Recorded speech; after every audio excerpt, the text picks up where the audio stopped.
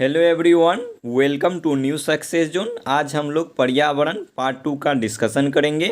इससे पहले हम लोग पार्ट 1 का डिस्कशन करवा चुके हैं। पार्ट 1 में हम लोग कुल मिलाकर 10 चैप्टर का डिस्कशन किए हैं और उसमें महत्वपूर्ण एमसीक्यू को शामिल किया गया है। अगर आप लोग उस वीडियो को नहीं देखें तो कृपया प्ले लिस्ट में जाकर ज़रूर देखें और पर्यावरण के क्षेत्र से संबंधित जितने भी पुरस्कार और बुक दिए जाते हैं उनका भी अलग से वीडियो मैं डाल चुका हूं। अगर आप लोग उन वीडियो को नहीं देखें तो कृपया प्ले लिस्ट में जाकर ज़रूर देखें। और जितने भी स्टूडेंट हमारे चैनल को विजिट कर रहे हैं कृपया चैनल को सब्सक्राइब कर देंगे और बेल आइकन को दबा देंगे। तो आइए शुरू करते हैं पर्यावरण पार्ट 2।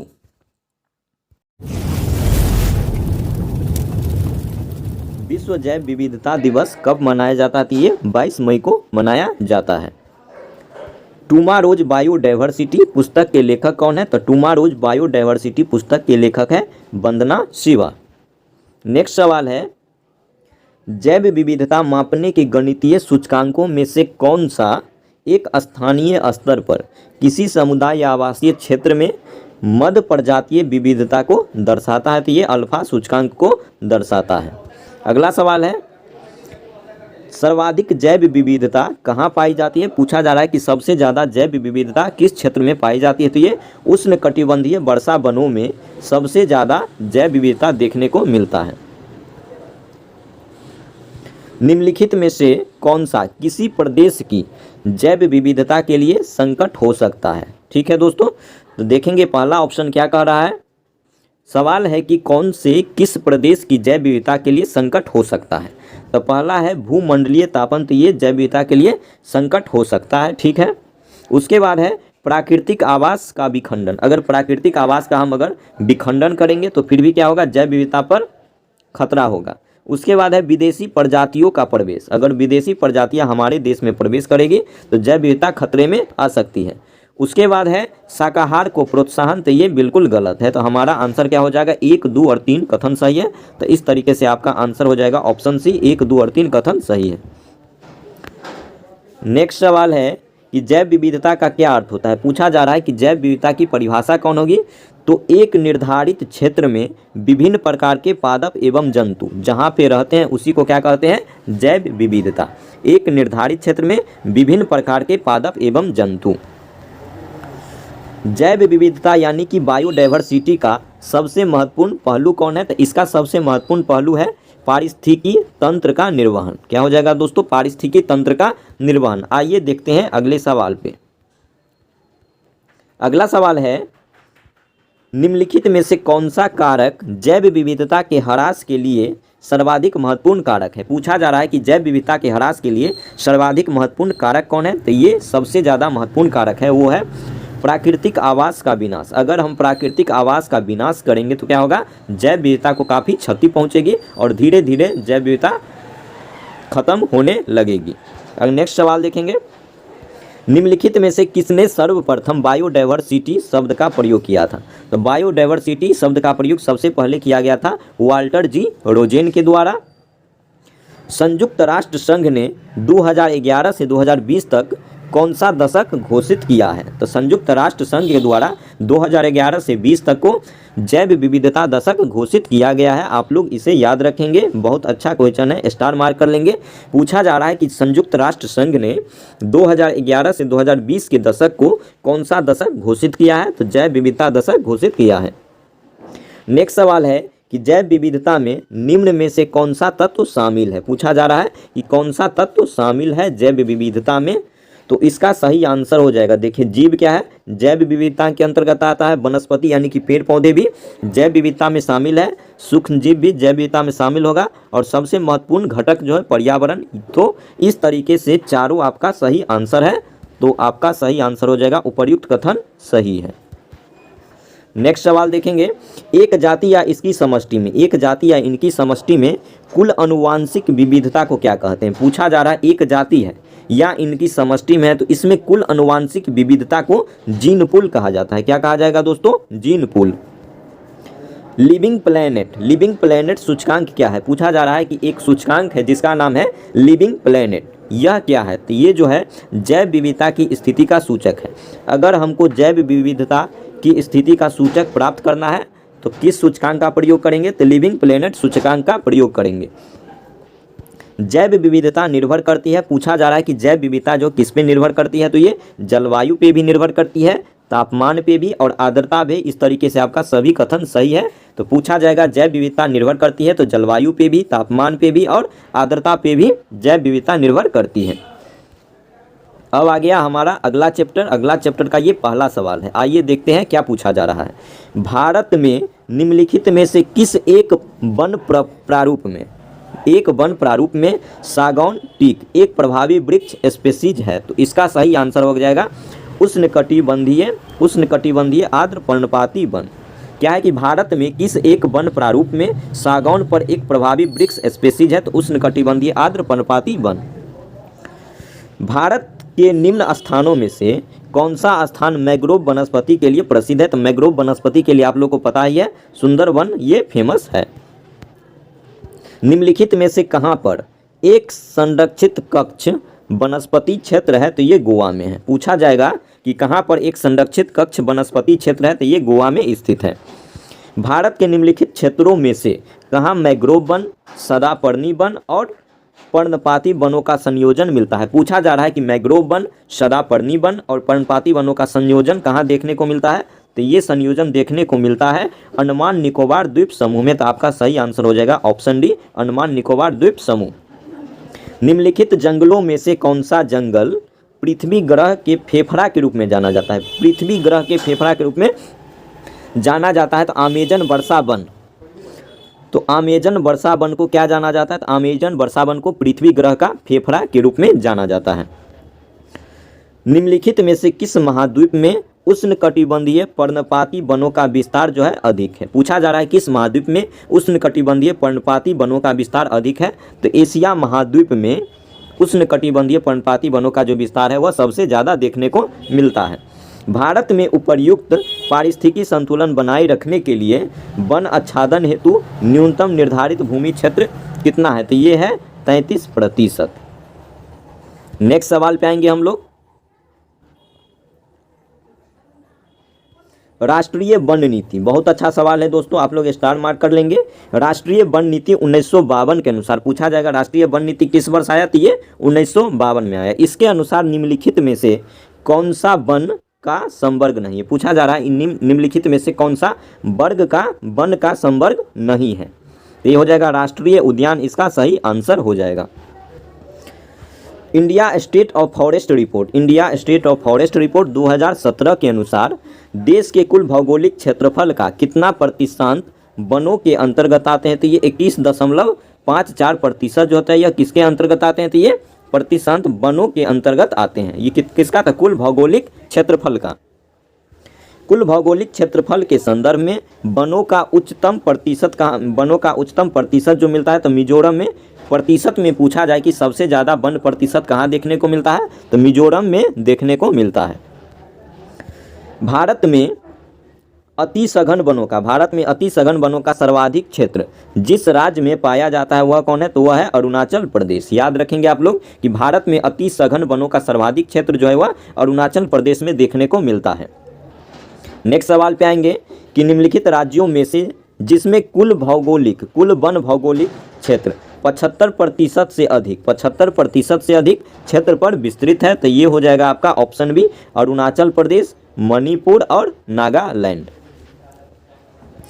गैबिलिस क्या है दोस्तों? गैबिलिस जिसे घड़ियाल कहते हैं। घड़ियाल को क्या कहते हैं अंग्रेजी में? गैबिलिस कहते हैं। बहुयात में पाया जाता है। पूछा जाता है घड़ियाल जो होता है वह बहुयात मात्रा में कहाँ पाया जाता है? तो ये गंगा में पाया जाता है। नेक्स्ट सवाल देखेंगे हम लोग। निम्नलिखित में से कौन सुमेलित नहीं है? पूछा जा रहा है कि सुमेलित नहीं है। तो सुनहरे लंगूर ये जो है ये संकटग्रस्त है, मतलब ये खतरा में आ गया है, मतलब इसकी प्रजाति समाप्त होने वाली है। दूसरा है मरुस्थलीय बिल्ली, ये विलुप्त प्राय है। ये क्या है? ये आपका गलत कथन है। उसके बाद है हुलॉक गिब्बन जो है यह भी संकटग्रस्त प्रजाति हो गई है।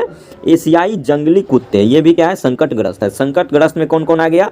लंगूर आ गया, गिब्बन आ गया और एशियाई जंगली कुत्ते आ गया। तो पूछा जा रहा है कि गलत कौन है? तो गलत हो जाएगा मरुस्थलीय बिल्ली जो क्या है लुप्त प्राय नहीं हुआ है अभी। अगला देखेंगे हम लोग सवाल नंबर 15। भारत का प्रथम national centre for marine biodiversity किस शहर में स्थित है? तो ये जामनगर में स्थित है। पूछा जा रहा है कि भारत का प्रथम national centre for marine biodiversity किस शहर में स्थित है? तो ये गुजरात के जामनगर में स्थित है। निम्नलिखित में से किसे भारत में जैव विविधता हॉटस्पॉट के रूप में पहचाना जाता है? तो पश्चिमी घाट को भारत में जैव विविधता हॉटस्पॉट के रूप में जाना जाता है। तो इसका सही आंसर हो जाएगा ऑप्शन बी। निम्नलिखित में से कौन से कथन सिक्किम के बारे में सही है? तो देखते हैं पहला ऑप्शन क्या है। तो 1975 में यह भारत का अभिन्न अंग बन गया। ठीक है दोस्तों, ये कथन सही। 1975 में क्या हुआ था? भारत का अभिन्न अंग कौन बना था? तो सिक्किम राज्य बना था। ये सही है।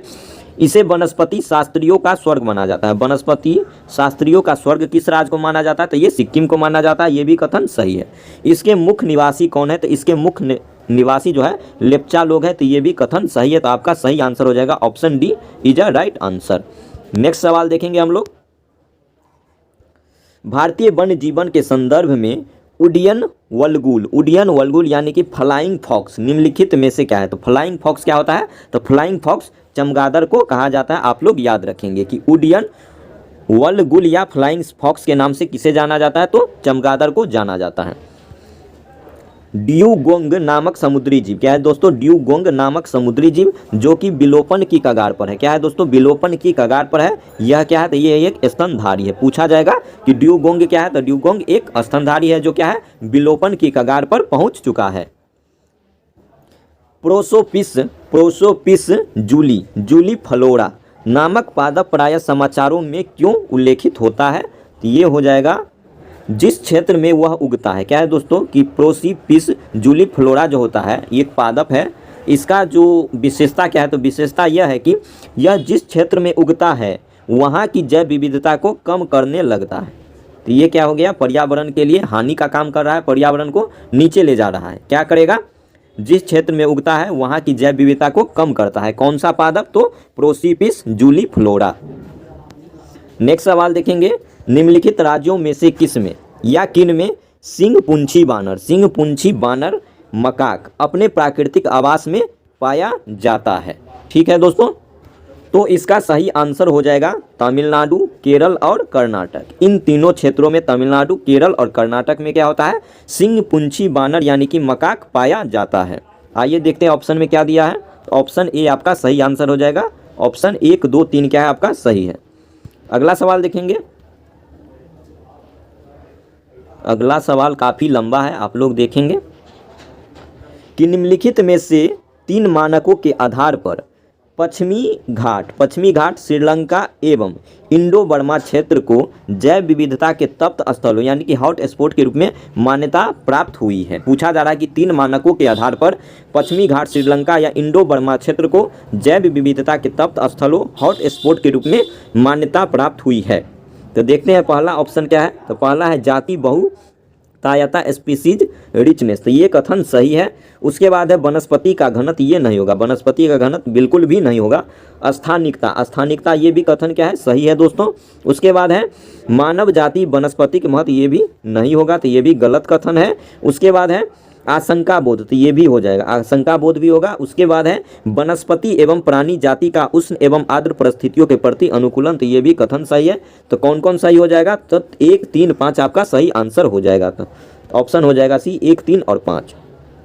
ठीक है दोस्तों, अगला सवाल पे आएंगे। अगला सवाल है निम्नलिखित में से कौन एक उत्तराखंड में जैव विविधता के ह्रास का कारण नहीं है? पूछा जा रहा है, आप लोग ध्यान से देखेंगे। अगर पेपर देते हैं तो उसमें कभी कभी बच्चों को फंसाने के लिए नहीं का ज़्यादा प्रयोग किया जाता है। तो आप देखेंगे एक उत्तराखंड में, कौन सा एक उत्तराखंड में जैव विविधता के ह्रास का कारण नहीं है? पूछा जा रहा है कि जैव विविधता के ह्रास का कारण नहीं है।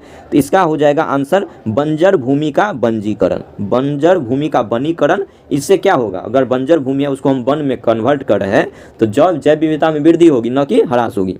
सड़कों का विस्तार कैसे करेंगे दोस्तों? तो सड़क का हम वनों को कटाई करेंगे, उसके बाद सड़क का विकास करेंगे। तो इससे क्या होता है? जैव विविधता का ह्रास होता है। नगरीकरण की बात करेंगे तो बहुत सारे वनों को काट कर किलोमीटर में यानी कि कई क्षेत्रफल में मतलब बहुत ज़्यादा क्षेत्रफल में हम क्या करते हैं, वनों को काटते हैं और वहाँ पे नगर को नगरीकरण में कन्वर्ट करते हैं। और कृषि का विस्तार, तो वही वनों को काट के कृषि का विस्तार करते हैं। ये सब जो है दोस्तों, इस सब के कारण जैव विविधता का ह्रास होता है। लेकिन आपका सही आंसर हो जाएगा जैव बंजर भूमि का वनीकरण, आपका ये सही आंसर है।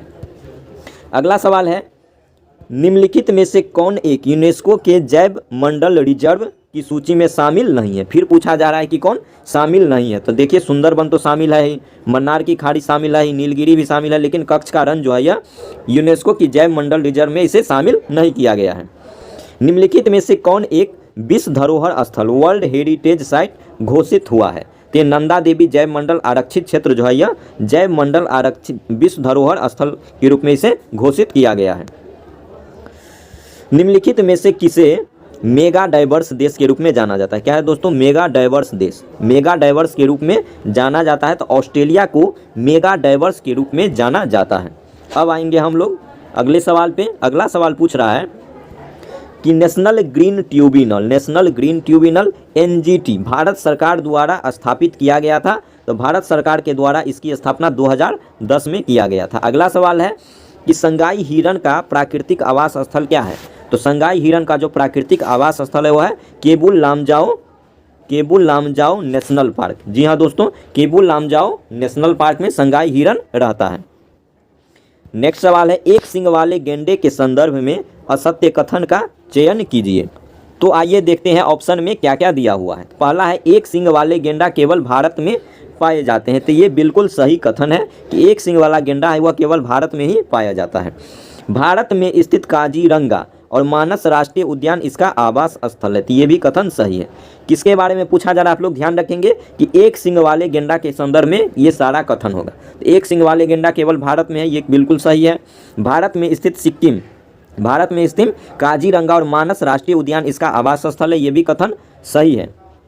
उसके बाद है, IUCN की गंभीर संकटग्रस्त श्रेणी में शामिल किया गया, ये बिल्कुल गलत कथन है। एक सींग वाले गेंडे इंडोनेशिया, चीन और अफ्रीका में भी पाए जाते हैं, ये भी कथन गलत है, क्योंकि हमारा पहला ही ऑप्शन है कि एक सींग वाले गेंडा केवल भारत में ही पाए जाते हैं। तो आपका गलत पूछा जा रहा है, तो क्या हो जाएगा, 3 और 4 क्या है, आपका गलत आंसर है। आइए देखते हैं अगला सवाल क्या है। निम्नलिखित कथनों में से कौन सा कथन इरावदी डॉल्फिन के संबंध में फिर से पूछा जा रहा है गलत है। इरावदी डॉल्फिन के संबंध में कौन सा कथन गलत है। तो इरावदी के बाद चिल्का झील जो है यह इरावदी डॉल्फिन के प्राथमिक आवास के रूप में उभरा, ये कथन सही है। तो चिल्का झील जो है इरावदी डॉल्फिन के प्राथमिक आवास के रूप में उभरा है। यह बंगाल की खाड़ी के उत्तर पश्चिम से लेकर इंडोनेशिया के दक्षिणी भाग तक पाई जाती है, ये भी कथन सही है। उसके बाद है, IUCN की संकटग्रस्त श्रेणी में शामिल किया गया, ये कथन बिल्कुल गलत है। सनोबन फिन डॉल्फिन के नाम से भी जाना जाता है, तो ये भी कथन सही है। तो पूछा जा रहा है गलत कौन है, तो गलत हो जाएगा ऑप्शन सी, आपका गलत आंसर है, जो आपका आंसर हो जाएगा।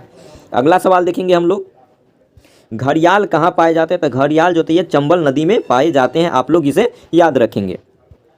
अगला सवाल है कि कीटभक्षी पादप निम्न में से किस पोषक पदार्थ की आपूर्ति के लिए कीड़े मकोड़े को खाते हैं। तो नाइट्रोजन को प्राप्त करने के लिए।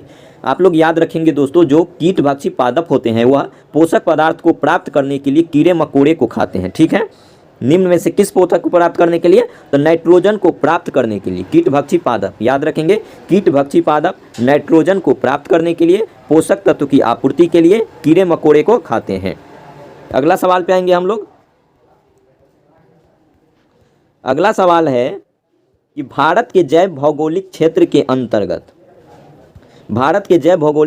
अंतर्गत निम्न में से कौन सा क्षेत्र शामिल नहीं है।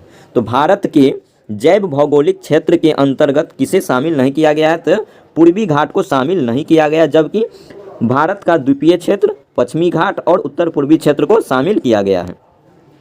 हिम तेंदुआ निम्नलिखित में से किस राज्य का राजकीय पशु है। तो हिम तेंदुआ यह हिमाचल प्रदेश का राजकीय पशु है। हिम तेंदुआ हिमाचल प्रदेश का राजकीय पशु है। उसके बाद है कि ग्रेट इंडियन बस्टर्ड के संबंध में कौन सा कथन सही है, यानी कि सही कौन सा कथन को देखना है, कौन सा कथन सही है। तो आइए देखते हैं ऑप्शन में क्या क्या पूछ रहा है। यह अपने आर्टिक मेटिंग नृत्य के लिए प्रसिद्ध है, तो ये गलत है। यह एक अपमार्जक पक्षी है, ये भी गलत है। यह आर्कटिक रूस और पश्चिमी साइबेरिया के निवास करती, ये भी गलत है। उसके बाद लास्ट है, यह राजस्थान का राजकीय पक्षी है, तो ये कथन सही है। तो ग्रेट इंडियन बस्टर्ड जो है यह राजस्थान का राजकीय पक्षी है। अगला सवाल देखेंगे। अगला सवाल है कस्तूरी मृग। कस्तूरी मृग के संदर्भ में सत्य कथन की पहचान कीजिए। सत्य कथन को पहचानना है। तो कस्तूरी नर कस्तूरी मृग के पेट के नीचे स्थित पिट्यूटियल ग्रंथि से प्राप्त किया जाता है, तो ये आपका सही कथन है।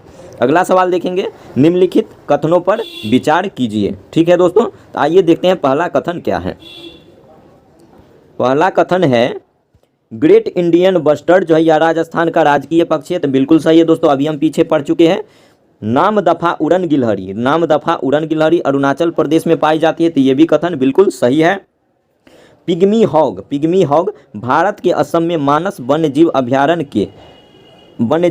तथा उसके आसपास के क्षेत्रों में पाए जाते हैं, तो ये भी सही है। तो पिग्मी हॉग पूछा जाएगा कहाँ पे, तो असम के मानस वन्यजीव अभ्यारण्य में।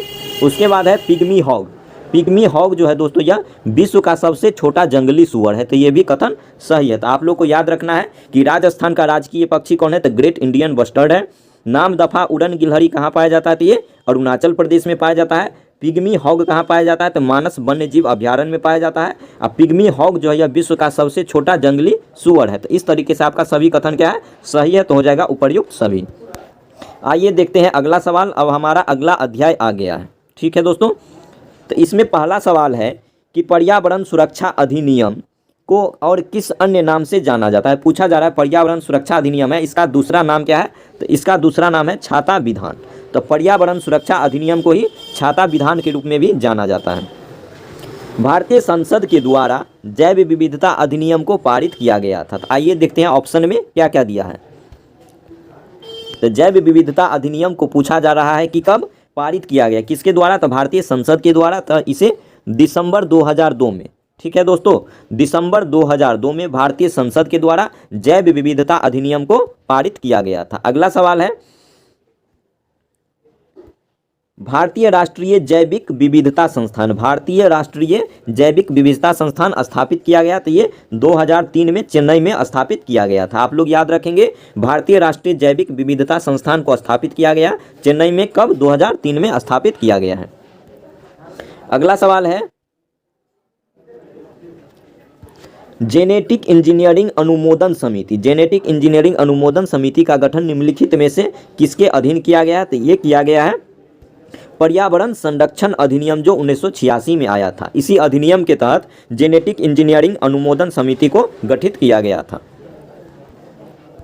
अगला सवाल है सूची 1 को सूची 2 से मिलान करना है। ठीक है दोस्तों, आइए देखते हैं किसका मिलान किससे सही होगा। तो पहला है वन्य जीव संरक्षण। तो वन्य जीव संरक्षण अधिनियम जो हुआ था ये पारित हुआ था 1972 में। उसके बाद है पर्यावरण संरक्षण, तो ये पारित हुआ था पर्यावरण संरक्षण 1986 में। उसके बाद है जनजातियों एवं अन्य पारंपरिक वन निवासियों के वन अधिकारों को मान्यता। तो वन अधिकारों को मान्यता कब मिला था, तो ये इसका सही आंसर हो जाएगा 2013। उसके बाद है वन संरक्षण को कब पारित किया गया, तो 1988 में पारित किया गया। एक बार हम रिकॉल कर देते हैं, आप लोग ध्यान से सुनेंगे, सुनते हैं, ये आप लोग को याद हो जाएगा। वन्य जीव संरक्षण अधिनियम हो जाएगा 1972 में, पर्यावरण संरक्षण अधिनियम 1986 में, जनजातियों एवं अन्य पारंपरिक वन निवासियों के वन अधिकारों को मान्यता को पारित किया गया था 2013 में, जबकि वन संरक्षण अधिनियम को पारित किया गया था 1988 में। तो इस तरीके से आपका आंसर हो जाएगा ऑप्शन ए 3-1-2-4। आइए देखते हैं अगला सवाल क्या है। तो अगला सवाल है निम्नलिखित में से कौन सी जैव विविधता के संरक्षण के लिए महत्वपूर्ण रणनीति है। जैव विविधता के संरक्षण के लिए महत्वपूर्ण नीति कौन है, तो इसका सही आंसर हो जाएगा जैव मंडल रिजर्व। अगला सवाल है निम्नलिखित में से कौन सा स्थल वनस्पति संरक्षण हेतु स्वस्थानीय पद्धति के अंतर्गत शामिल नहीं है। वनस्पति संरक्षण हेतु स्वस्थानीय पद्धति यानी कि इन सीटू के अंतर्गत नहीं आता है। तो वनस्पतिक उद्यान जो है यह इन सीटू के अंतर्गत नहीं आता है, जबकि बायोस्फीयर रिजर्व, राष्ट्रीय पार्क और वन्यजीव अभ्यारण्य ये सब इन सीटू के अंतर्गत शामिल किया जाता है। अगला सवाल है जैव विविधता पर संयुक्त राष्ट्र सम्मेलन के दलों का 10वां सम्मेलन किया गया था? तो आइए देखते हैं ऑप्शन में क्या दिया हुआ है। तो जैव विविधता पर संयुक्त राष्ट्र सम्मेलन के दलों का 10वां जो सम्मेलन था ये किया गया था नागोया में। नागोया ये जापान का एक शहर है, यहीं पर किया गया था। अगला सवाल है, निम्नांकित में से क्रायो बैंक, क्या है दोस्तों? क्रायो बैंक एक्स-सिटु यानी कि बहिर्स्थानीय संरक्षण के लिए कौन सी गैस जो है, कौन सी गैस सामान्यतः प्रयोग होती है? तो ये नाइट्रोजन गैस का प्रयोग किया जाता है। अगला सवाल देखेंगे, जैव विविधता के साथ साथ मनुष्य के पारंपरिक जीवन के संरक्षण के लिए सबसे महत्वपूर्ण रणनीति निम्नलिखित में से किस एक की स्थापना करने में निहित है? ये हो जाएगा जीव मंडल रिजर्व। आपका सही आंसर हो जाएगा जीव मंडल रिजर्व। अगला सवाल है, निम्न में से कौन एक प्रवाल विरंजन का सबसे अधिक प्रभावी कारक है? तो प्रवाल विरंजन का सबसे अधिक प्रभावी कारक जो है वह है सागरीय जल के सामान्य तापमान में वृद्धि। सागरीय जल के सामान्य तापमान में वृद्धि। अगला सवाल है कि कौन सी दवा गिद्धों की समष्टि में ह्रास के लिए उत्तरदायी है? गिद्धों की समष्टि में ह्रास के लिए उत्तरदायी है। तो इस दवा का नाम है डाइक्लोफेनॉक सोडियम। क्या नाम है दोस्तों? डाइक्लोफेनॉक सोडियम। आप लोग याद रखेंगे कि ऐसी कौन सी दवा है जो गिद्धों की समष्टि में ह्रास के लिए उत्तरदायी है। अगला सवाल है कि कुछ वर्ष पहले तक गिद्ध भारतीय ग्रामीण क्षेत्रों में आमतौर पर दिखाई देते थे, ठीक है दोस्तों, किंतु आजकल कभी कभार ही नजर आते हैं। इस स्थिति के लिए उत्तरदायी क्या है? तो सवाल को आप लोग ध्यान से समझेंगे कि पहले गिद्ध धीरे धीरे समाप्त हो रहा है, यानी कि हमारे ग्रामीण क्षेत्रों में अब हम लोग, पहले गिद्ध बहुत मात्रा में देखा करते थे लेकिन अब धीरे धीरे समाप्ति की ओर बढ़ रहा है गिद्ध। यानी कि कहने का मतलब ये हुआ कि गिद्ध पहले बहुत ज़्यादा ग्रामीण क्षेत्रों में देखने को मिलती थी लेकिन अब नहीं देखा जा रहा है। इसके लिए कौन उत्तरदायी है? तो इसका आंसर हो जाएगा ऑप्शन बी, गोपसी मालिकों द्वारा रग्न पशुओं के उपचार हेतु प्रयुक्त औषधि। ठीक है दोस्तों, तो गोपसी मालिक के द्वारा क्या किया जाता है? रग्न पशुओं के उपचार हेतु प्रयुक्त एक औषधि का प्रयोग किया जाता है, जिसके कारण गिद्ध की संख्या दिन प्रतिदिन घटती जा रही है। नेक्स्ट सवाल देखेंगे, निम्नलिखित में से कौन पर्यावरण संतुलन के संरक्षण से संबंधित है? पर्यावरण संतुलन के संरक्षण से संबंधित है, यानी कि पूछा जा रहा है कि पर्यावरण का संतुलन कैसे बना रहेगा। तो इसका सही आंसर है, देखिए, वन नीति से भी क्या होगा? पर्यावरण संतुलन बना रहेगा। पर्यावरण सुरक्षा अधिनियम से भी पर्यावरण संतुलन रहेगा। उसके बाद है औद्योगिक नीति से भी पर्यावरण संतुलन को संरक्षित किया जा सकता है, और शिक्षा नीति के तहत भी पर्यावरण संतुलन को संरक्षित किया जा सकता है, यानी कि चारों कथन आपका सही है। तो इसका सही आंसर हो जाएगा option D is a right answer. अगले सवाल पे आएंगे। अगला सवाल है, भारत में पर्यावरण संरक्षण अधिनियम कब पारित हुआ? तो भारत में पर्यावरण संरक्षण अधिनियम 1986 में पारित किया गया था। यदि आप घड़ियाल को उनके प्राकृतिक आवास में देखना चाहते हैं तो निम्नलिखित में से किस स्थान पर जाना सबसे सही रहेगा? तो चंबल नदी में जाना पसंद करेंगे। अगर हम चंबल नदी पर जाएंगे तो हमको घड़ियाल शायद देखने को मिल जाए। तो घड़ियाल कहाँ देख लेंगे हम लोग? चंबल नदी में जाके। अगला सवाल है, भारत में वन्यजीव संरक्षण अधिनियम किस वर्ष लागू किया गया? तो वन्यजीव संरक्षण अधिनियम को भारत में 1972 में लागू किया गया था। अगला सवाल है कि नेपाल और भारत में वन्य जीवन संरक्षण प्रयासों के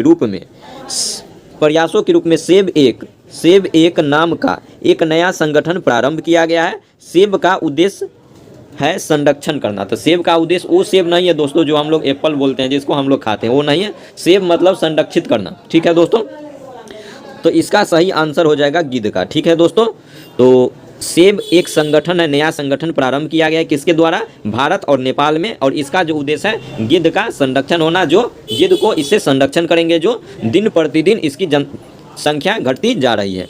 अगला सवाल है कि विश्व का सबसे बड़ा वानस्पतिक उद्यान कौन है? तो विश्व का सबसे बड़ा वनस्पतिक उद्यान है क्यू। कौन है दोस्तों? क्यू, जो कहाँ पर है? तो ये इंग्लैंड में है। पूछा जाएगा विश्व का सबसे बड़ा वनस्पतिक उद्यान किस देश में स्थित है? तो इंग्लैंड में है, जिसका नाम है क्यू। क्या नाम है दोस्तों? क्यू।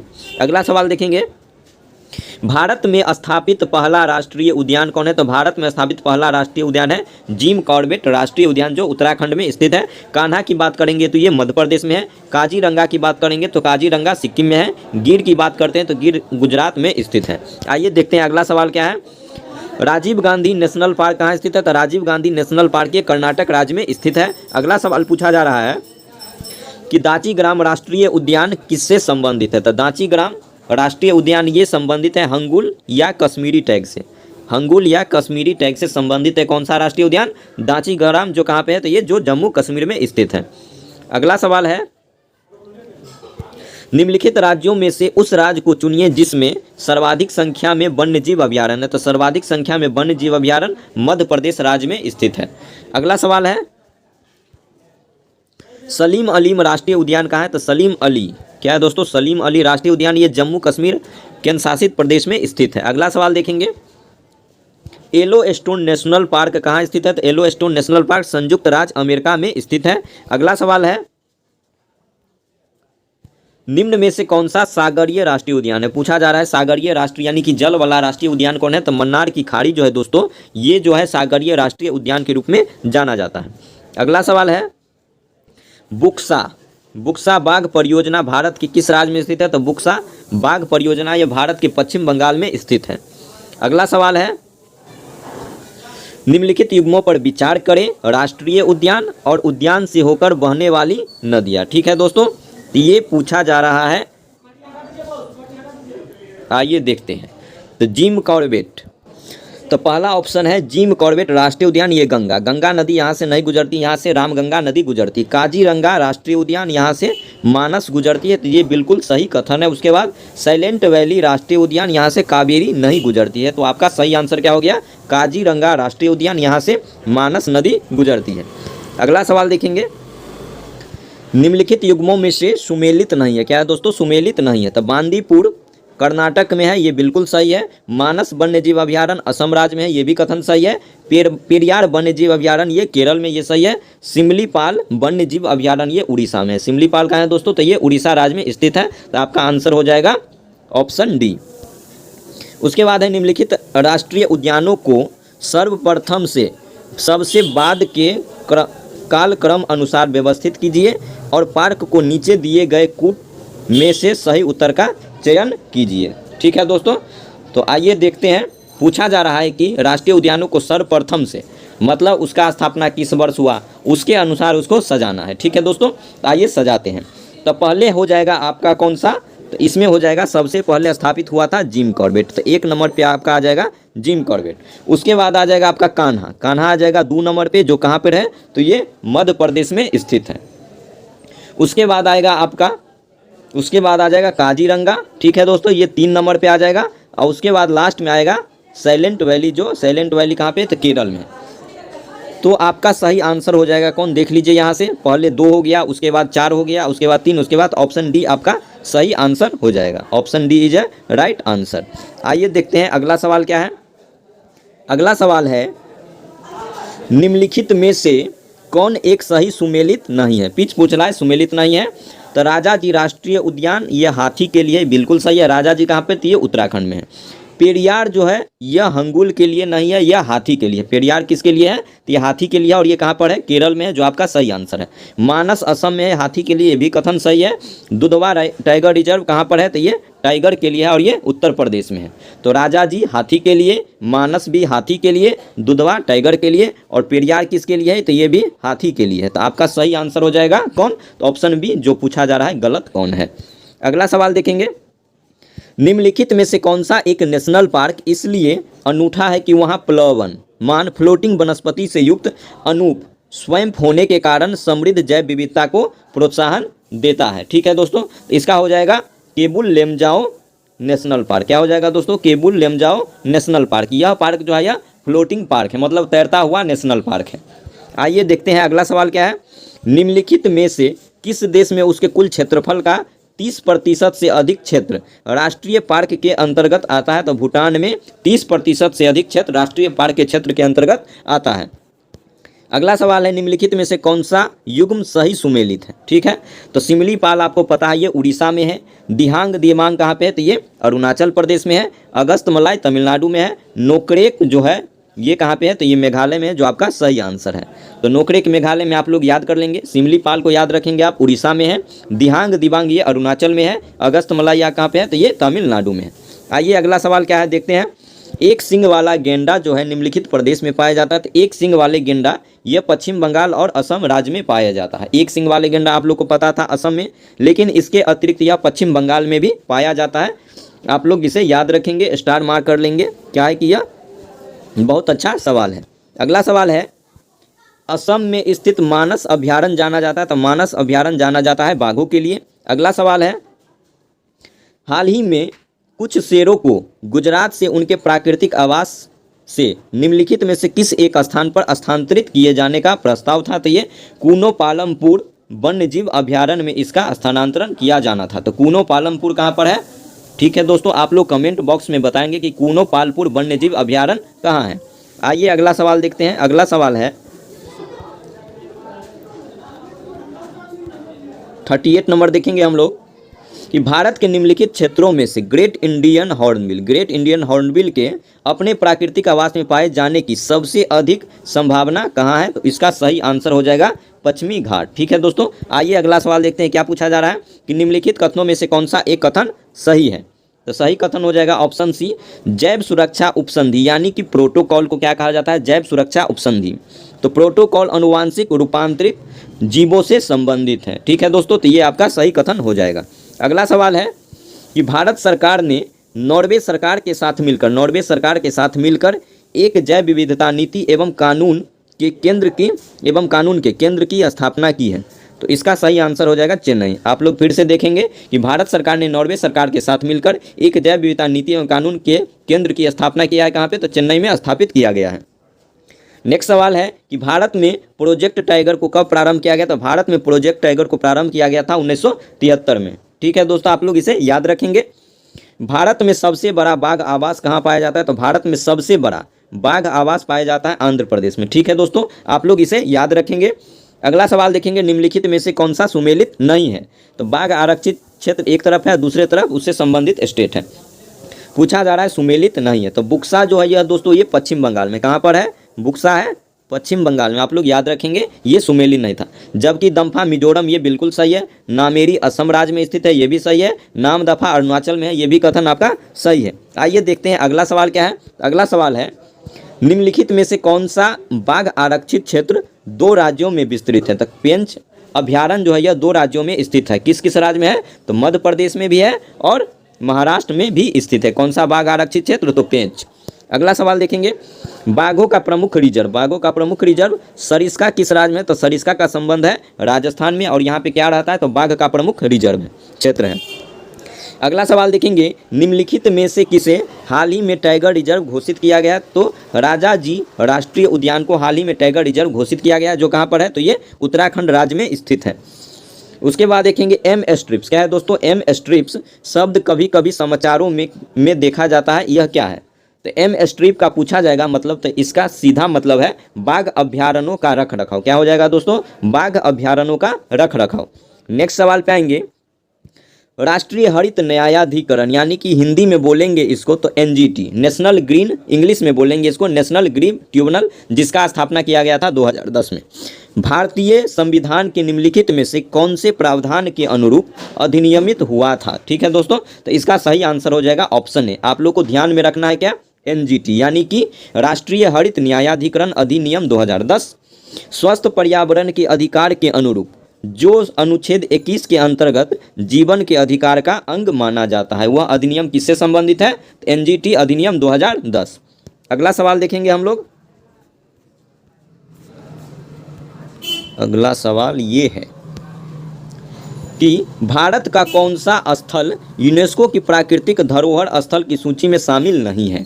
तो जिम कॉर्बेट राष्ट्रीय उद्यान जो है यह किसमें शामिल नहीं है? तो यूनेस्को की प्राकृतिक धरोहर स्थल में शामिल नहीं है।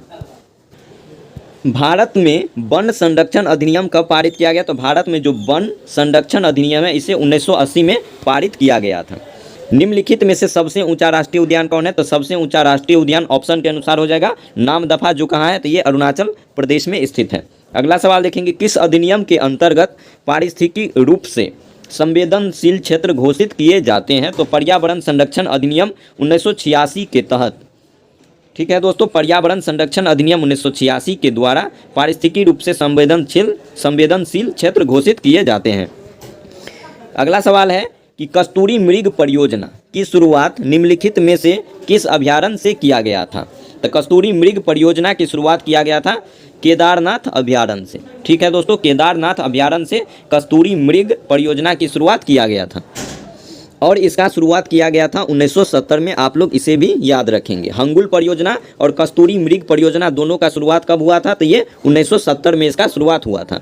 आइए देखते हैं अगला सवाल क्या है कि क्षेत्रफल की दृष्टि से भारत का सबसे बड़ा टाइगर रिजर्व कौन है। तो क्षेत्रफल की दृष्टि से भारत का सबसे बड़ा टाइगर रिजर्व है नागार्जुन सागर, जो आंध्र प्रदेश राज्य में स्थित है। अगला सवाल है निम्नलिखित युग्मों पर विचार कीजिए और पता लगाइए कि कौन सा कथन सुमेलित नहीं है। तो पहला ऑप्शन है ओरंग टाइगर रिजर्व, ये मिजोरम में स्थित है, ये गलत है। ओरंग टाइगर रिजर्व ये कहाँ है दोस्तों, तो ये असम में है। कहाँ है, असम में स्थित है ओरंग टाइगर रिजर्व। पक्के टाइगर रिजर्व अरुणाचल प्रदेश में, ये बिल्कुल सही है। अचानक कमार टाइगर रिजर्व छत्तीसगढ़ में, ये भी कथन सही है। अमराबाद टाइगर रिजर्व तेलंगाना में, ये भी कथन सही है। तो आपका आंसर हो जाएगा ऑप्शन ये, क्या आपका गलत आंसर है, जो पूछा जा रहा है सुमेलित नहीं है। तो आपका आंसर हो जाएगा केवल एक। अगला सवाल देखेंगे, हरित गृह प्रभाव का क्या अर्थ है। हरित गृह प्रभाव का अर्थ होता है वायुमंडल में ग्रीन हाउस गैसों के घनीकरण के कारण वायुमंडल के तापमान का बढ़ना। क्या है दोस्तों कि वायुमंडल में ग्रीन हाउस गैसों के कारण, गैसों के घनीकरण के कारण वायुमंडल के तापमान में वृद्धि। अगला सवाल है ग्रीन हाउस गैसों की संकल्पना किसने दिया था। तो जोसेफ फोरियर के द्वारा ग्रीन हाउस गैस की संकल्पना को प्रतिपादित किया गया था। पर्यावरण में ग्रीन हाउस प्रभाव में वृद्धि होती है किसके कारण, तो कार्बन डाइऑक्साइड के कारण ग्रीन हाउस प्रभाव में क्या होती है, वृद्धि होती है। निम्नलिखित में से कौन सा गैस समूह ग्रीन हाउस प्रभावों में योगदान देता है। तो ये हो जाएगा कार्बन डाइऑक्साइड तथा मीथेन। कार्बन डाइऑक्साइड तथा मीथेन जो होता है यह ग्रीन हाउस गैस प्रभावों में क्या करता है, योगदान देता है। अगला सवाल है निम्नलिखित में से कौन सी प्राकृतिक रूप से पाए जाने वाली ग्रीन हाउस गैस सर्वाधिक हरित गृह प्रभाव उत्पन्न करती है। सबसे ज़्यादा हरित गृह प्रभाव कौन सा ग्रीन हाउस गैस करती है, तो ये हो जाएगा जलवाष्प। क्या है दोस्तों, जलवाष्प इसका सही आंसर हो जाएगा। उसके बाद हो जाएगा कौन, कार्बन डाइऑक्साइड। निम्नलिखित में से कौन सा या कौन से वैश्विक तापन यानी कि ग्लोबल वार्मिंग के लिए उत्तरदायी होता है। तो उपर्युक्त सभी हो जाएगा, मीथेन, कार्बन डाइऑक्साइड, जलवाष्प, ये सब क्या है, ग्लोबल वार्मिंग के लिए उत्तरदायी होता है। इनमें से कौन सी हरित गृह गैस नहीं है, पूछा जा रहा है कौन सा हरित गृह गैस नहीं है। तो सल्फर डाइऑक्साइड क्या है, हरित गृह गैस नहीं है। आप लोग इसे याद रखेंगे। आप लोग कोई भी पेपर देते होंगे, बीपीएससी हो, सचिवालय हो, या बिहार पुलिस हो, या बिहार दरोगा हो, हरित गृह गैस से संबंधित आपको एक प्रश्न जरूर देखने को मिल जाता होगा। ठीक है दोस्तों, आप लोग इसे याद रखेंगे कि सल्फर डाइऑक्साइड जो है यह ग्रीन हाउस गैस नहीं है। अगला सवाल है वायु में कार्बन डाइऑक्साइड की बढ़ती हुई मात्रा से वायुमंडल का तापमान धीरे धीरे बढ़ रहा है, क्योंकि कार्बन डाइऑक्साइड का क्या होता है। तो आइए देखते हैं ऑप्शन में क्या कह रहा है। तो इसका आंसर हो जाएगा कि सौर विकिरण के अवरक्त अंश को अवशोषित करता है। क्या है दोस्तों, पूछा जा रहा है सवाल कि वायु में कार्बन डाइऑक्साइड की बढ़ती हुई मात्रा से वायुमंडल का तापमान धीरे धीरे बढ़ रहा है, क्योंकि कार्बन डाइऑक्साइड क्या हो रहा है, सौर विकिरण के अवरक्त अंश को अवशोषित करता है। आइए अगला सवाल देखते हैं। अगला सवाल है निम्नलिखित गैसों में से कौन सी एक गैस पृथ्वी पर जीवन के लिए हानिकारक और लाभदायक दोनों होता है। तो कार्बन डाइऑक्साइड गैस ऐसा गैस है जो हानिकारक भी है और लाभदायक दोनों है। निम्नलिखित में से कौन सा जलवायु परिवर्तन के प्रमुख कारक है। तो जलवायु परिवर्तन का प्रमुख कारक है, आइए देखते हैं ऑप्शन में क्या पूछा जा रहा है। तो जीवाश्मिक ईंधन का आधिकारिक प्रज्वलन, ये बिल्कुल सही है। तेल चालित स्वचालितों की संख्या विस्फोट, ये भी कथन सही है। सौर धधक में वृद्धि, ये कथन आपका गलत है। अगला ऑप्शन देखते हैं अत्यधिक वन उन्मूलन, ये भी कथन आपका सही है। ठीक है दोस्तों, तो पूछा जा रहा था कि जलवायु परिवर्तन के प्रमुख कारक कौन है। तो जलवायु परिवर्तन किस किस के कारक हो सकता है। तो जीवाश्मिक ईंधन का आधिकारिक प्रज्वलन के कारण, तेल चालित स्वचालित की संख्या विस्फोट के कारण, और अत्यधिक वन उन्मूलन के कारण भी जलवायु परिवर्तन हो सकता है। तो आपका सही आंसर हो जाएगा 1, 2, 4। ठीक है दोस्तों, तो ऑप्शन सी आपका सही आंसर हो जाएगा। निम्नलिखित में से किसे वायुमंडल के प्राकृतिक संतुलन के लिए कार्बन डाइऑक्साइड की उपर्युक्त सांद्रता माना जाता है।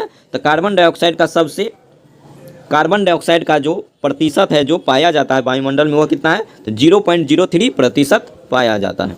अगला सवाल देखेंगे, धान के खेतों से उत्पन्न होने वाली गैस जो कि वैश्विक तापमान में वृद्धि से संबंधित है, वह कौन है? तो वह धान के खेत से निकलता है मीथेन गैस, जो वैश्विक तापकरण में वृद्धि के लिए उत्तरदायी होता है। अगला सवाल है कि मीथेन निम्न में से किससे निकलती या उत्सर्जित होती है? पूछा जा रहा है कि मीथेन गैस जो है ये कहाँ से निकलती है या उत्सर्जित होती है? तो इसका सही आंसर हो जाएगा केवल धान के खेत से। ये कथन सही है, केवल दीमक की बाम्बी से, तो ये भी कथन सही है। तो ए और बी दोनों ऑप्शन आपका सही आंसर है कि मीथेन गैस जो होती है धान के खेत से और दीमक की बाम्बी से निकलती या उत्सर्जित होती है। अगला सवाल देखेंगे हम लोग, जुगाली करने वाले पशुओं से जिस ग्रीन हाउस गैस का निस्सरण होता है वह कौन है? तो ये मीथेन है। तो जंतु जब जुगाली करते हैं तो कौन सा गैस निकलता है? तो मीथेन गैस निकलता है। अगला सवाल है, भूमंडलीय उष्णता ग्लोबल वार्मिंग, क्या है दोस्तों? ग्लोबल वार्मिंग के परिणाम स्वरूप क्या क्या हो सकता है? ठीक है दोस्तों, तो पहला ऑप्शन है कि सार्वभौमिक संपर्क बना बेहतर के लिए।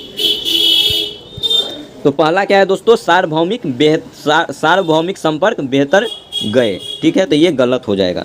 हिमनद पिघलने लगे, तो ये हो जाएगा आपका ग्लोबल वार्मिंग के कारण क्या होगा? जब टेम्परेचर बढ़ेगा तो क्या होगा? हिमालय के जो बर्फ है वह क्या हो जाएगा? गर्मी के कारण पिघलेगा, तो हिमनद पिघलने लगेगा, बिल्कुल सही है। समय से पूर्व आम में बौर आने लगेगा, ये भी कथन बिल्कुल सही है। स्वास्थ्य पर दुष्प्रभाव पड़ेगा, ज़्यादा टेम्परेचर होगा तो स्वास्थ्य पर दुष्प्रभाव पड़ेगा ही। तो 1, 2, 3, 4 आपका सही हो जाएगा। तो इस तरीके से आपका आंसर हो जाएगा ऑप्शन बी 2, 3, 4 क्या आपका सही आंसर है। अगला सवाल देखेंगे, निम्नलिखित में से कौन एक सर्वाधिक भंगुर पारिस्थितिकी तंत्र है? सर्वाधिक भंगुर पारिस्थितिकी तंत्र है जो वैश्विक तापन द्वारा सबसे पहले प्रभावित होता है। तो सबसे पहले प्रभावित होता है आर्कटिक और ग्रीनलैंड की हिम चादर। आर्कटिक और ग्रीनलैंड की हिम चादर जो है यह सर्वाधिक भंगुर पारिस्थितिकी तंत्र है जो वैश्विक तापन द्वारा सबसे पहले प्रभावित होती है। निम्नलिखित में से कौन सा तापमान पिछली शताब्दी में पृथ्वी के औसत तापमान में वृद्धि प्रदर्शित करता है? तो 0.7 डिग्री सेल्सियस, 0.7 डिग्री सेल्सियस। अगला सवाल है, यदि किसी महासागर का पादप प्लवक किसी कारण से पूर्णतया नष्ट हो जाए तो इसका क्या प्रभाव होगा? पूछा जा रहा है कि यदि किसी महासागर का जो पादप प्लवक है किसी कारण से पूर्णतया नष्ट हो जाएगा तो इसका क्या प्रभाव पड़ेगा? तो आइए देखते हैं पहला ऑप्शन क्या कह रहा है। तो पहला ऑप्शन है कि कार्बन सिंक के रूप में महासागर पर प्रतिकूल प्रभाव पड़ेगा, तो ये बिल्कुल सही कथन है। महासागर की खाद्य श्रृंखला पर प्रतिकूल प्रभाव पड़ेगा, तो ये भी कथन आपका सही है। उसके बाद देखते हैं कौन है, तो महासागर का जल घनत्व प्रबल रूप से घट जाएगा, ये कथन गलत है। तो आपका सही आंसर हो जाएगा ऑप्शन ए क्या हो जाएगा? 1 और 2 दोनों कथन सही है। अगला सवाल आएंगे, निम्नलिखित में से कौन सा विश्व का सबसे बड़ा वैश्विक कार्बन उत्सर्जक है? विश्व का सबसे बड़ा वैश्विक कार्बन उत्सर्जक देश कौन है? तो ये चीन। निम्नलिखित में से किसे कार्बन निगेटिव देश के रूप में जाना जाता है? कार्बन निगेटिव देश के रूप में किसे जाना जाता है? तो भूटान को कार्बन निगेटिव देश के रूप में जाना जाता है। आइए देखते हैं अगला सवाल है, मानव की कौन सी क्रिया जलवायु परिवर्तन से सर्वाधिक प्रभावित होती है? तो मानव की ऐसी कौन सी क्रिया है जिसे जलवायु परिवर्तन सबसे ज़्यादा प्रभावित होती है? तो कृषि के कारण क्या होता है? जलवायु परिवर्तन सबसे ज़्यादा होती है। अगला सवाल है, moments for change climate neutral now. ठीक है दोस्तों, यह पहल किसके द्वारा प्रवर्तित किया गया था? तो यह पहल शुरू किया गया था UNFCCC सचिवालय के द्वारा। UNFCCC सचिवालय के द्वारा क्या किया गया? एक पहल चलाया गया जिस पहल का नाम है momentum for change climate neutral now. निम्नलिखित में से कौन सा कथन हरित जलवायु कोष GCF के लिए सही नहीं है? तो इसका सही आंसर हो जाएगा ऑप्शन ए। इसकी स्थापना डरबन में आयोजित जलवायु परिवर्तन सम्मेलन में हुआ था, ये कथन क्या है? तो गलत है। तो हरित जलवायु कोष से संबंधित कथन कौन कौन सा सही था ये देख लेते हैं। क्या है दोस्तों हरित जलवायु कोष? तो यह विकासशील देशों में कार्यक्रम और नीतियों का समर्थन करेगा, ये कथन सही है। विकसित देश इसके लिए कोष प्रदान करेंगे, ये भी कथन सही है। यह कोष 2014 से कार्य करना प्रारंभ किया था। तो ये भी कथन सही है। तो आप लोग को याद रखना है कि हरित जलवायु कोष जो है यह क्या है, यह विकासशील देशों में कार्यक्रम एवं नीतियों का समर्थन करती है। विकसित देश इसके लिए कोष प्रदान करती है और यह कोष 2014 से कार्य करना प्रारंभ किया था। अगला सवाल देखेंगे कि अर्थ आवर क्या है दोस्तों। अर्थ आवर के संबंध में निम्नलिखित कथनों पर विचार कीजिए। ठीक है दोस्तों, तो आइए देखते हैं पहला ऑप्शन क्या है। तो पहला ऑप्शन है कि यह यूएनईपी तथा यूनेस्को की संयुक्त प्रयास है। तो ये कथन क्या है, बिल्कुल गलत है। यह एक आंदोलन है जिसमें प्रतिभागी प्रति वर्ष एक निश्चित दिन 1 घंटे के लिए बिजली बंद कर देते हैं। तो अर्थ आवर से आप लोग को याद रखना है कि यह एक आंदोलन है जिसमें प्रतिभागी जो होता है वह प्रति वर्ष एक निश्चित दिन 1 घंटे के लिए बिजली को बंद कर देते हैं। उसके बाद है यह जलवायु परिवर्तन और पृथ्वी को बचाने की आवश्यकता के बारे में जागरूकता लाने वाला आंदोलन है। तो ये भी कथन सही। तो 2 और 3 कथन आपका सही है। तो आपका सही आंसर हो जाएगा ऑप्शन सी। तो सी हो जाएगा, केवल 2 और 3 सही है। क्योटो प्रोटोकॉल निम्न में से किससे संबंधित है। तो क्योटो प्रोटोकॉल का संबंध है जलवायु परिवर्तन से। अगला सवाल है कार्बन डाइऑक्साइड उत्सर्जन एवं भूमंडलीय तापन के संदर्भ में उस बाजार संचालित युक्ति का नाम क्या है जो विकासशील देशों को विकसित देशों से निधियां या प्रोत्साहन उपलब्ध कराती है ताकि वे अच्छी प्रौद्योगिकियां अपनाकर ग्रीन हाउस गैस उत्सर्जन को कम कर सके। तो इसका सही आंसर हो जाएगा स्वच्छ विकास युक्ति, स्वच्छ विकास युक्ति। अगला सवाल देखेंगे निम्न में से कौन सा कार्बन का प्राकृतिक सिंक नहीं है। कार्बन का प्राकृतिक सिंक कौन नहीं है। तो इसका सही आंसर हो जाएगा बी घटित तेल भंडार। बी घटित तेल भंडार जो है कार्बन का प्राकृतिक सिंक नहीं है, जबकि समुद्र, वन और मृदा जो है यह कार्बन का प्राकृतिक सिंक है। कार्टाजेना प्रोटोकॉल का संबंध किससे है। बहुत ही अच्छा सवाल है दोस्तों। ठीक है, कार्टाजेना प्रोटोकॉल का संबंध है जैव सुरक्षा समझौता से। ठीक है, आप लोग इसे याद रखेंगे।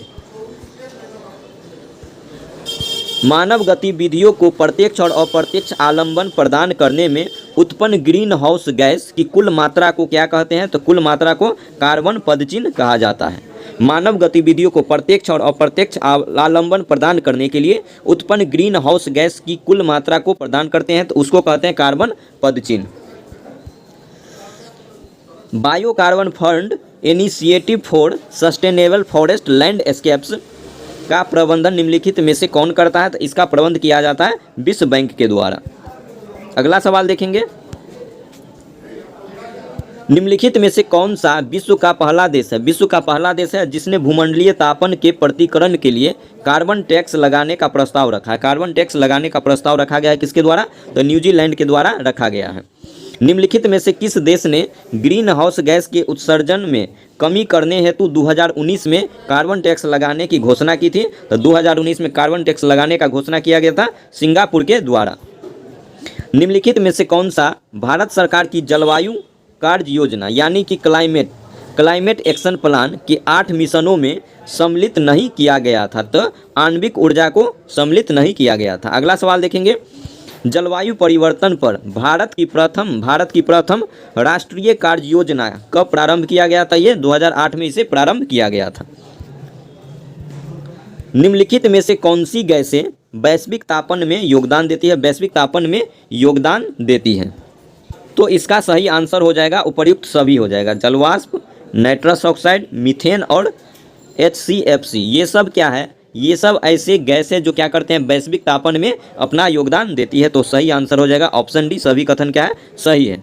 अगला सवाल देखेंगे निम्नलिखित में से किसकी वैश्विक तापन क्षमता सर्वाधिक है।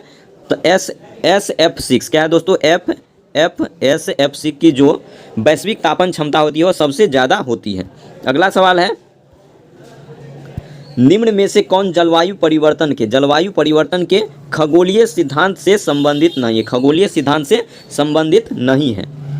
तो इसका आंसर हो जाएगा सौर किरणित ऊर्जा यानी कि सौर विकिरण को ही कहा जाता है सौर किरणित ऊर्जा। ये जो होती है यह जलवायु परिवर्तन के खगोलीय सिद्धांतों से संबंधित नहीं है। जबकि खगोलीय सिद्धांत से संबंधित कौन कौन हो जाएगा देख लेते हैं। पृथ्वी का अंडाकार कक्षीय मार्ग यानी कि अंडाकार कक्षीय मार्ग खगोलीय सिद्धांत से संबंधित है। पृथ्वी की घूर्णन अक्ष की त्रियकता झुकाव, ये भी क्या है, खगोलीय सिद्धांत से संबंधित है। और विषुव आयन यानी कि पृथ्वी की सूर्य से अपसौर या उपसौर की स्थिति, ये भी यानी कि ऊपर वाले तीनों कथन जो है यह खगोलीय सिद्धांत से संबंधित है। जबकि सौर विकिरण जो है, सौर विकिरण या